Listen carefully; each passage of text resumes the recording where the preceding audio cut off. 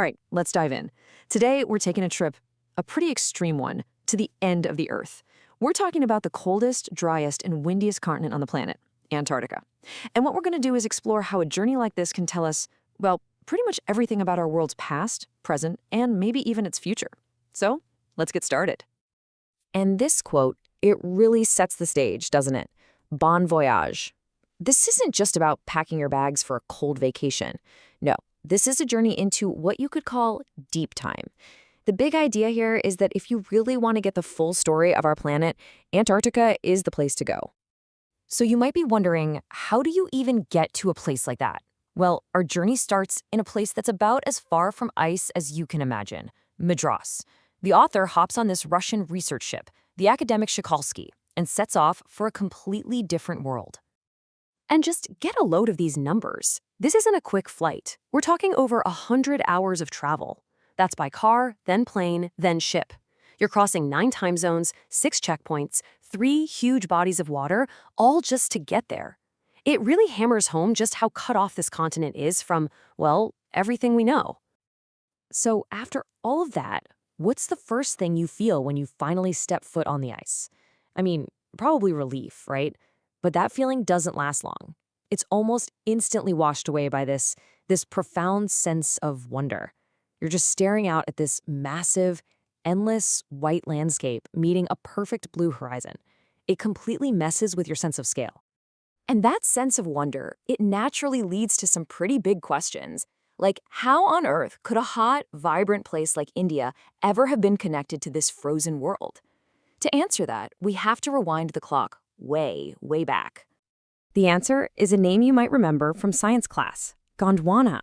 So picture this, 650 million years ago, all the southern continents, including India and Antarctica, were mashed together into this one giant landmass. And it was nothing like the Antarctica we know today. It was warm.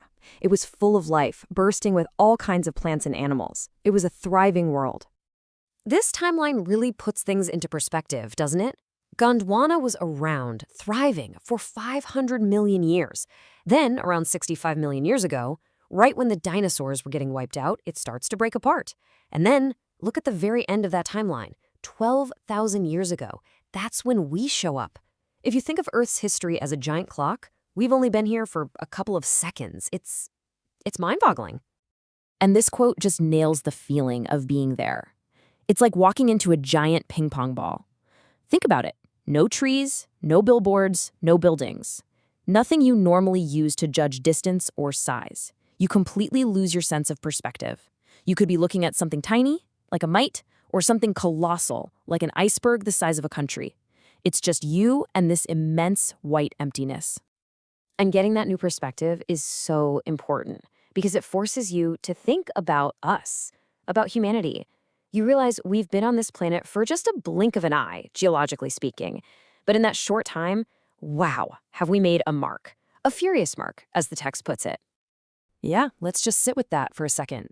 A few seconds on the geological clock, that's us. And in that tiny sliver of time, we've managed to cause, as the author says, quite a ruckus. We've built villages, towns, cities, megacities, basically stamped our authority all over nature. So you've got these two totally different forces at play. On one side, you have these slow, powerful, natural forces. Things like continental drift that happen over millions and millions of years. And on the other side, you have us. Our impact is fast and furious. We build massive cities, burn fossil fuels like there's no tomorrow, and wrap the planet in this thick blanket of carbon dioxide. So, what does this have to do with climate change? Why is Antarctica so critical? Well, it's because it's the only place on Earth that's still pretty much pristine. It's never had a permanent human population.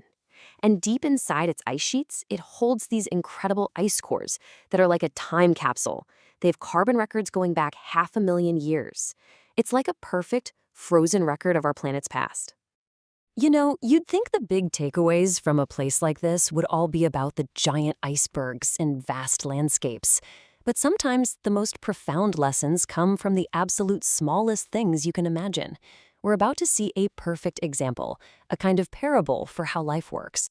So let's talk about phytoplankton. You can think of them as the grasses of the sea. They're these tiny, microscopic plants that are the absolute bedrock of the entire food chain in the Southern Ocean. They use the sun's energy to live, and in doing so, they feed everything else and play a huge part in managing carbon in our atmosphere. Seriously, without them, the whole system collapses. And here's the problem. Scientists are warning us that as the ozone layer gets more damaged, it directly hurts these phytoplankton. A seemingly small change way up in the atmosphere can have a devastating effect on these tiny, crucial life forms. And because the food web down there is so simple, when the phytoplankton are in trouble, everything else is in trouble. It's a domino effect. The krill that eat them, the whales that eat the krill, the seals, the birds, the whole chain is at risk. It's a scary but perfect example of how interconnected everything is. And this, right here, this is the big lesson.